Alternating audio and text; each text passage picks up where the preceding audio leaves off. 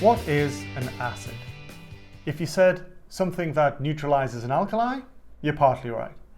If you said something that has a pH of 6 or lower, you're also correct. But both of those definitions are incomplete. They don't tell us why acids behave the way that they do. In order to answer that, let's have a look at some examples of some acids that you've probably encountered before. We've got the most common school laboratory acid, HCl, hydrochloric acid. We've got another one, sulfuric acid.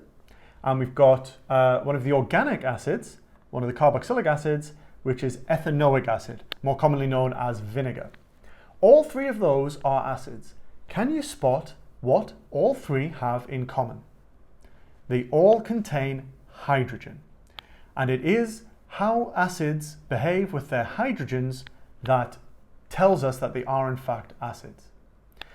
All acids, by their definition, are dissolved in water. So you take HCl and you dissolve it in water to make HCl aqueous. Same is true of all of these. But when they're aqueous, when they're dissolved in water, they don't all hang around like this. These are in fact very easy to split into ions. Which ions? Well, I've probably given you a clue with the H's. When you put all of these into water, they split up into ions. So HCl forms an H plus ion and a Cl minus ion. H2SO4 will form two H pluses and one sulfate ion, which is also aqueous, of course. And ethanoic acid, I'm going to come back and make a change to this, just keep watching, forms again an H plus ion and the quite large and complex ethanoate ion, which is literally everything that's left behind as a negative ion. Okay, so all three of them form this hydrogen ion. All acids form this hydrogen ion when you dissolve them in water. So what do we call that hydrogen ion? Well, you can call it a hydrogen ion, but let's take a little step back. Let us have a think about when we did our ionization lesson, formation of ions, and what this really is. A hydrogen consists of a central nucleus containing one proton, nothing else, and one orbiting electron. This plus tells us that it's lost that electron. So what is a hydrogen ion? It is, very simply, a proton.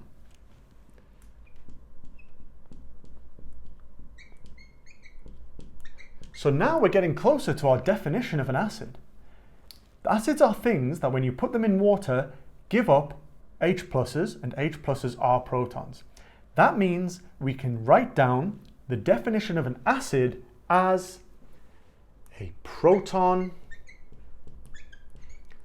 donor. They donate protons to the solution. So all of these acids are proton donors, but they're not equal. Some acids are what we call strong acids, and in this case that's the hydrochloric and the sulfuric. It's also nitric acid, hydrofluoric acid, and a few others, the mineral acids.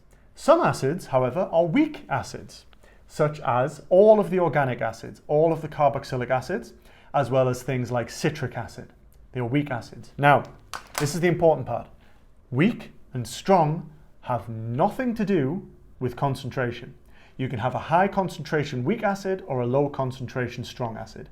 In chemistry, the words weak and strong mean something very specific. It's to do with how well they split up in water. So, a strong acid is a proton donor that completely,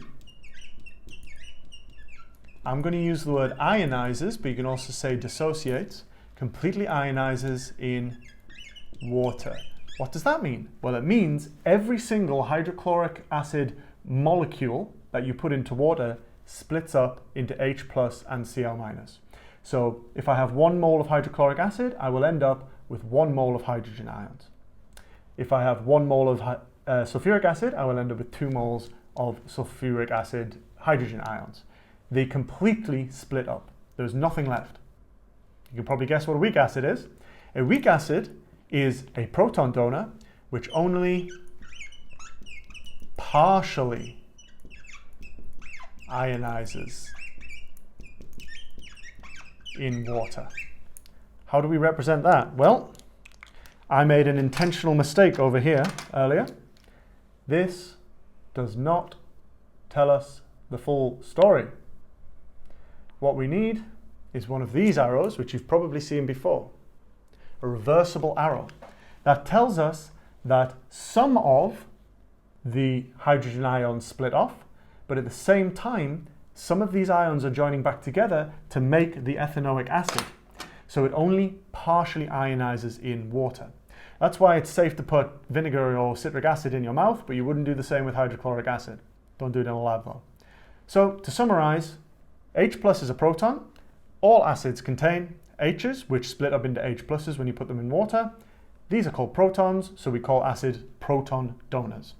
Strong acids completely ionize in water, whereas weak acids only partially ionize in water.